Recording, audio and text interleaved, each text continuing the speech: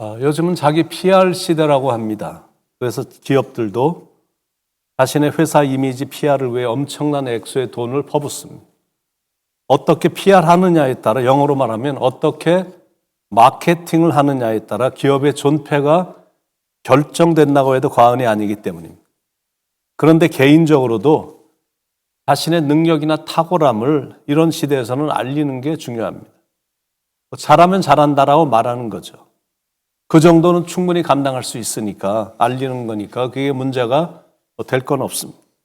문제가 되는 건 뭐냐면 자기를 알릴 때 과장을 하거나 과대 포장을 해서 속이니까 문제인 겁니다. PR의 정신은 정직입니다. 자신의 능력과 탁월함을 있는 그대로 알려주고 보여주는 겁니다. 그런데 거기서 선을 넘으면 스스로 함정에 빠지게 되고 조금 알려지면 한없이 우쭐해지죠. 그러니까 중요한 포인트가 뭐냐면 알리는 것도 중요하지만 그게 너무 세상 자랑이 되면 안 된다라는 겁니다. 혹시 자랑하고 싶은 것이 있다면 사도 바울처럼 예수님과 십자가만 자랑할 뿐입니다. 갈라디아서 6장 14절에 그러나 내게는 우리 주 예수 그리스도의 십자가 외에 결코 자랑할 것이 없으니 그리스도로 말미암아 세상이 나를 대하여 십자가에 못 박히고 내가 또한 세상을 대하여 그러하니라. 물론 이렇게 이제 정말 잘 나가는 사람들을 보면, 잘 나가는 가정들을 보면 자랑하고 싶은 것들이 꽤 많아 보이거든요.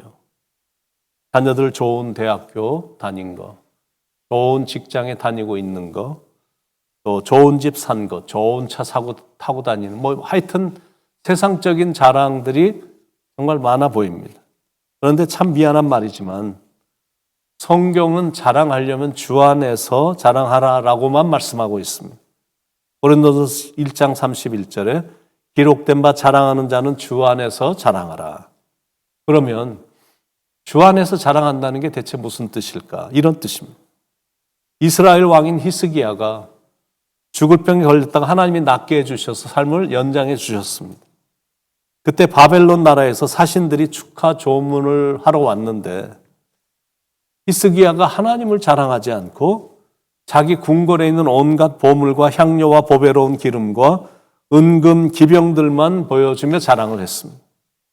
그러자 하나님께서 내가 너를 치료해 줬고 나라를 이렇게 부강하게 만들어 줬는데 너는 나를 자랑하지 않고 궁궐에 있는 금은 보석만 자랑하니 이게 대체 무슨 일이냐. 주님도 섭섭하셨던 겁니다. 그것으로 인해 하나님은 히스기야의 후손들을 바벨론에게 포로로 잡혀가게 하시고 그동안 쌓아둔 모든 소유들마저 바벨론에게 다 뺏기게 하셨습니다. 그때 히스기야 왕은 어떤 자랑을 해야 됐을까요? 이렇게 했어야 됩니다. 저는 죽을 병에 걸려서 얼마 살 날이 남지 않았는데 하나님이 치료해 주셔서 살게 되었습니다. 궁궐에 있는 이 모든 금은 보아도 우리가 소유한 이 모든 무기도 다 하나님이 주신 것입니다. 모든 게 다 하나님의 은혜입니다. 이런 게 주 안에서 자랑하는 겁니다. 모든 게 다 하나님의 은혜이기 때문에 그런 은혜를 베풀어 주신 하나님만 자랑하는 거예요. 자녀들이나 손주들이 인류 대학을 다니면 그것도 하나님이 지혜를 주시고 은혜를 주셔서 다니는 것이라고 하면서 하나님을 높여야 돼. 아, 그 녀석들 다 저를 닮아서 머리 하나는 기가 막히게 다 좋죠 뭐. 그게 아니다라는 거예요. 주님이 해주신 거예요. 주님이 주신 겁니다. 작년에도 좋은 수입을 올리셨습니까? 그것도 다 하나님이 해주신 겁니다. 작년에도 건강하셨습니까? 아, 내가 규칙적으로 철저히 운동을 잘해서 그게 아니라니까요. 하나님이 저에게 건강을 주셨어요. 자녀들이 다 잘 됐습니까? 하나님이 다 잘 되게 해주셔서 잘 된 거예요. 그래서 하나님만 자랑하는 겁니다. 죄인된 우리가 구원받게 된 것이 누구 때문이겠습니까? 십자가에서 나를 대신해서 죽으신 예수님 때문입니다. 그러니까 우리를 천국으로 인도해 주신 예수님과 십자가만 자랑하는 거예요. 십자가는 단순히 우리에게 구원을 가져다 준 것이 아닙니다. 십자가는 사랑하는 아들을 나 때문에 죽인 사건입니다. 그것 때문에 하나님은 아버지로서 넋이 빠졌었죠. 그런 마음 아픈 과정을 통해서 우리를 구원시켜 주셨으니까 우리는 십자가만 자랑할 뿐이에요. 미국의 대법원장이면서 판사였던 윌리엄 반 트레저라는 분이 계셨습니다. 늦게 예수를 알게 된, 그래서 신앙이 막 전엔 찐빵처럼 따뜻하고 순수한 분이셨습니다. 한 번은 해리 팔머라는 한 강도를 심의하게 됐는데, 그런데 그 사람도 최근에 예수를 영접한 사람입니다. 계속 만나다 보니까 이 강도가 예수를 영접한 후에 완전히 변한 진실한 신앙인이다라는 걸 발견하게 된 겁니다. 그런데 이 사람의 지은 죄가 너무 컸기 때문에 최소한 10년은 언도해야 되는 큰 죄였습니다. 그래서 마음에 번민이 찾아왔습니다. 너무 고민이 돼서 금식 기도까지 했습니다. 그러다가 고민 끝에 1년 감옥에 몇 년의 사회 봉사만 하는 걸로 죄에 비해 아주 약한 판결을 내렸습니다. 그것이 나중에 법적인 문제가 돼서 심의위원회까지 조직이 됐고 결국 윌리엄 판사는 자신의 잘못을 시인하고 사표를 제출했습니다. 그리고 그 영광스러운 수프림 콜 저지, 연방 판사 자리에서 내려왔습니다.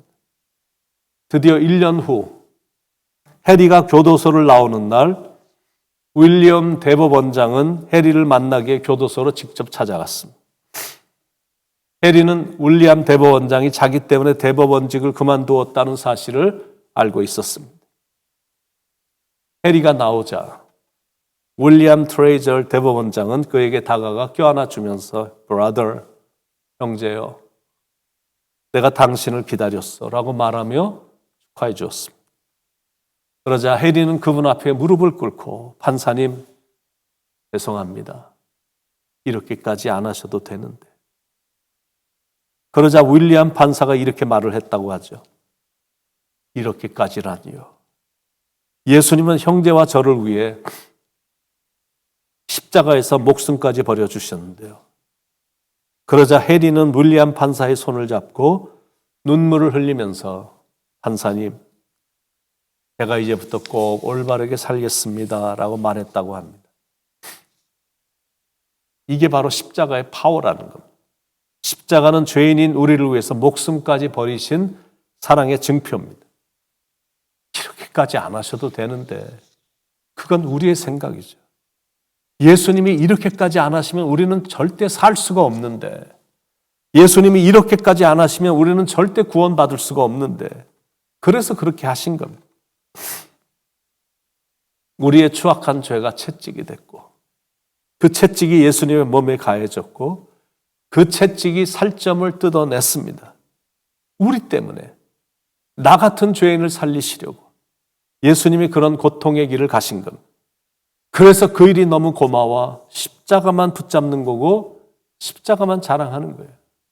영화로신 주 예수의 십자가를 생각하면 세상 부귀 모든 영화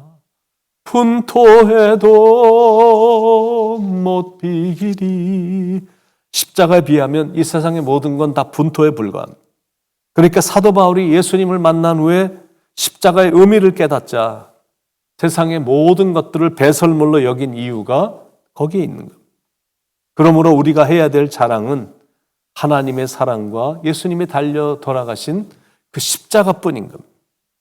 썩어질 세상의 것들을 자랑하지 말고 자랑하려면 오직 주 안에서 자랑하고 십자가만 자랑하고 알리는 겁니다. 그러나 내게는 우리 주 예수 그리스도의 십자가 외에 결코 자랑할 것이 없으니 그리스도로 말미암아 세상이 나를 대하여 십자가에 못 박히고 내가 또한 세상을 대하여 그러하니라. 사도 바울의 이 아름다운 고백이 우리 모두의 고백이 되기를 예수님의 이름으로 간절히 축원을 드립니다. 기도하겠습니다. 너무 세상 자랑 많고 너무 가족 자랑 많고 우리가 잘 살고 있는 거, 잘 되고 있는 거 너무 자랑이 많은데 예수님 자랑은 부끄러워하지 못하고 나를 구원해 준 십자가는 자랑하지 못하는 부족한 우리의 모습을 보게 되는데 우리가 할 것은 이제 주 안에서 예수님만 십자가만 자랑하는 그런 성숙함이 우리에게 있기를 바랍니다. 오늘도 오직 나를 위해 오신 예수님, 오늘도 오직 나를 구원하기 위해 십자가의 길을 가신 십자가만 자랑하는 그런 삶이 되도록, 그런 영적인 삶이 되도록 주님, 성령님 인도해 주시옵소서. 주님 감사합니다. 주님 사랑합니다. 예수님의 이름으로 간절히 기도드립니다. 아멘.